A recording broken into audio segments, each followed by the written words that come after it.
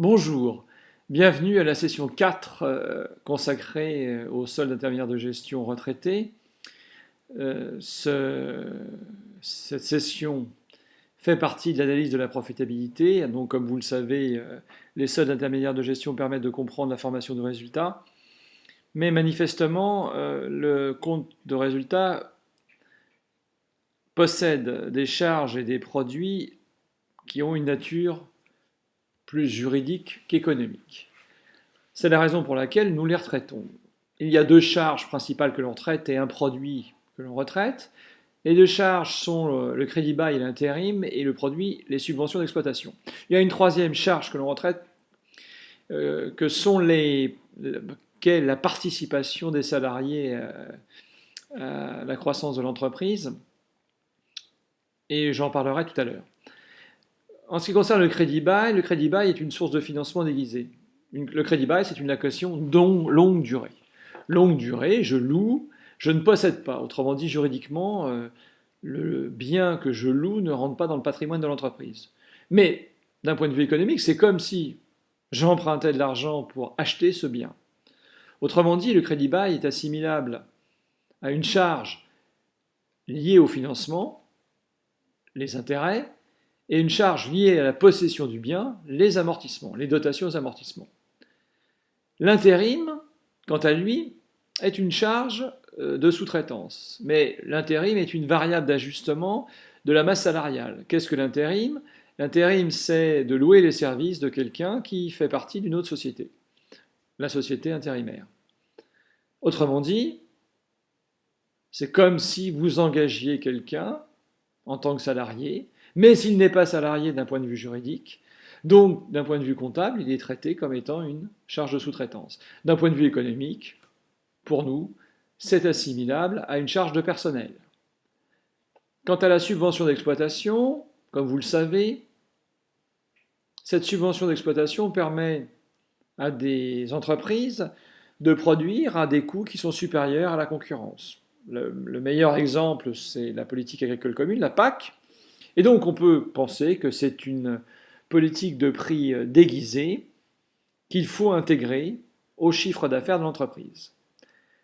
Quant à au quatrième retraitement, qui n'est pas sur la diapositive, qui est constitué par la participation des salariés à la croissance de l'entreprise, pour des entreprises qui ont plus de 300 salariés, il existe une réserve de participation qui fait que les salariés, en cas de bénéfice, prennent part à ces bénéfices comme s'ils recevaient des dividendes. C'est un peu plus compliqué, mais c'est à peu près ça. Donc on considère que la participation des salariés fait partie des primes d'un point de vue économique et qu'il faut considérer la participation des salariés comme des charges de personnel supplémentaires. Prenons l'exemple de ce compte de résultat. Nous allons faire un premier solde intermédiaire de gestion sans retraitement et puis ensuite avec retraitement. Alors je vais aller vite parce que c'est pas très compliqué. La production de l'exercice, c'est la somme des trois productions vendues, stockées, immobilisées. Une petite remarque, vous voyez bien évidemment que ce n'est pas une entreprise commerciale puisqu'il n'y a pas d'achat de marchandises, il n'y a pas de vente de marchandises. Donc c'est une société de production. La somme des productions stockées, vendues, immobilisées, je le mets dans le désordre, mais c'est vendu, stocké, immobilisé, est égale à 32 000 euros. La valeur ajoutée est égale à la production de l'exercice moins les consommations provenance des tiers. Donc là, on a effectivement les achats de matières premières, la variation, les achats non stockés et les charges externes. Et donc nous avons 32 000 moins 15 000, 17 000. La valeur ajoutée est égale à ce que l'on a vu, c'est-à-dire 17 000. Et là, nous allons calculer le BE, valeur ajoutée moins les impôts et taxes. L'impôt sur les sociétés n'est pas intégré dans les impôts et taxes, je le répète, moins toutes les charges de personnel, non retraitées, ça donne l'excédent brut d'exploitation, c'est-à-dire 13 500. Maintenant, nous allons calculer les résultats d'exploitation, EBE moins les DAP plus les subventions d'exploitation, c'est-à-dire 15 000 euros. Le résultat courant avant impôt, RCAI, est égal au résultat d'exploitation plus tous les produits financiers moins toutes les charges financières. Et là, nous avons que des charges financières, donc 15 000 moins 100, 14 900. Le résultat exceptionnel, quant à lui, est mis de côté, puisqu'il est exceptionnel, donc c'est la raison pour laquelle on le met à part. Nous avons le résultat exceptionnel est égal au produit exceptionnel moins les charges exceptionnelles, 1000 moins 100 égale 900. Ce qui nous permet de calculer les résultats nets comptables, le résultat courant impôt, 14 900, plus le résultat exceptionnel, 900, moins l'impôt sur les bénéfices, il n'y en a pas, moins la participation des salariés à la croissance de l'entreprise, il n'y en a pas. Donc ça nous donne 15 800. Maintenant, voyons comment on peut calculer les soldes intermédiaires de gestion. Il y a deux façons. Il y a une première façon où on retraite le compte de résultat et on calcule les différents soldes. La seconde façon, quand on connaît bien les calculs, on ne retraite pas le compte de résultat, mais on retraite les soldes en direct. J'ai pris, d'un point de vue pédagogique, le parti de faire la première méthode, et nous ferons sûrement en travaux dirigés la première méthode dans un premier temps et la seconde méthode dans un second temps. Donc là, on retraite les charges externes, et puis la subvention d'exploitation qu'on laisse, mais d'abord les charges externes, puisque dedans, nous avons effectivement des charges d'intérim et du crédit bail. Donc on retire ces charges de crédit bail et d'intérim des charges externes, et on les redistribue vers leur destination, c'est-à-dire les charges d'intérim dans les charges de personnel et le crédit bail dans les DAP, dotations, amortissements et provisions, et dans les charges financières. Ce qui permet de calculer, premièrement, la production de l'exercice. On intègre la subvention d'exploitation, donc on a 2 000 € en plus, ça fait donc 34 000 € contre 32 000. La valeur ajoutée, elle, effectivement, augmente de 2 700 puisqu'on a la part de la subvention qui n'existait pas auparavant dans la production d'exercice et le fait que les charges externes diminuent. Donc, nous avons 19 700 contre 17 000 de valeur ajoutée.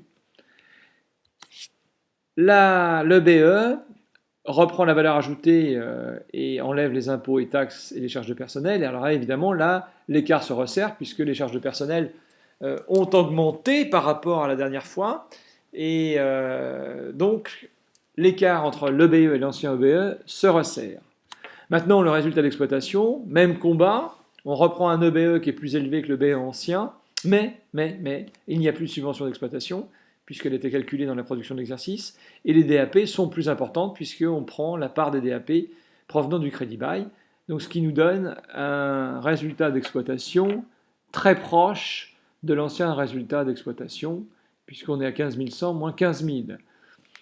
Ce qui est tout à fait normal, puisque la différence provient des charges financières qui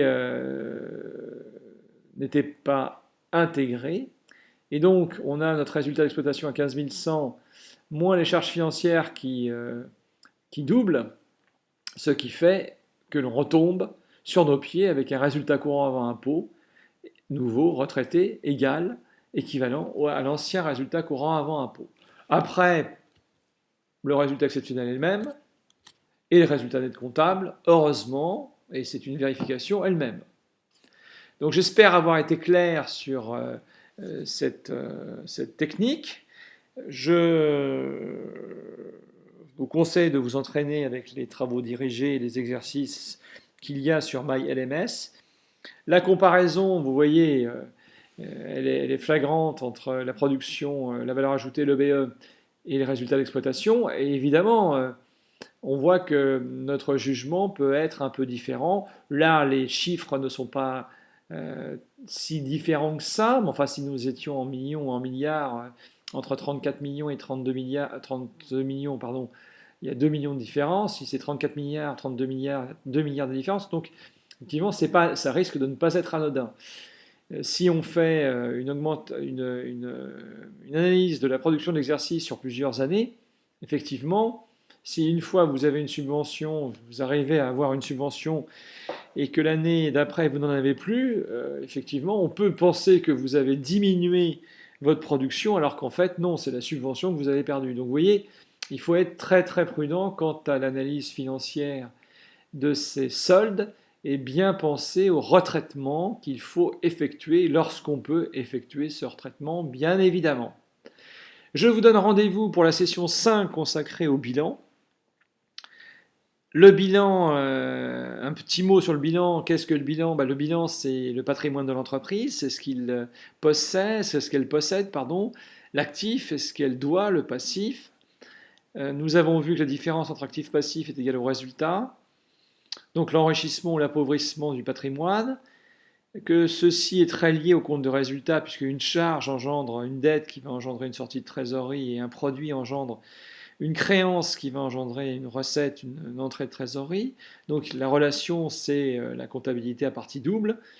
Ce bilan peut être analysé d'un point de vue patrimonial, mais l'intérêt du bilan, c'est qu'il va nous donner une vision de la dynamique financière de l'entreprise.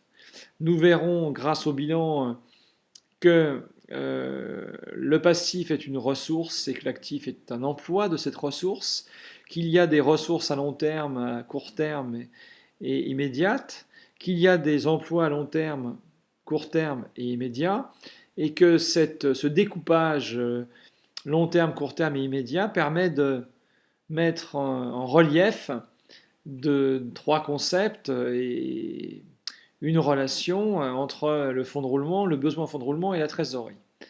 Nous verrons ensuite que ce bilan doit être retraité lui aussi, c'est ce qu'on appelle le bilan fonctionnel, et que du bilan fonctionnel, on peut le retraiter encore, mais d'un point de vue financier, pour faire apparaître un bilan économique ou un bilan financier. Cela dépend des auteurs. Et tout cela, vous le verrez dans les séances et les sessions suivantes, ce qui nous permettra de terminer tout doucement notre cours d'analyse financière. Auparavant, nous verrons quand même la partie variable et fixe des charges juste après cette session, afin de vous apprendre ce qu'est le seuil de rentabilité et d'en tirer des conclusions quant à une analyse financière que vous auriez à faire. Voilà, je vous remercie. Je ne vais pas prendre trop de temps et bien écoutez, avec grand plaisir, à la prochaine session. Au revoir.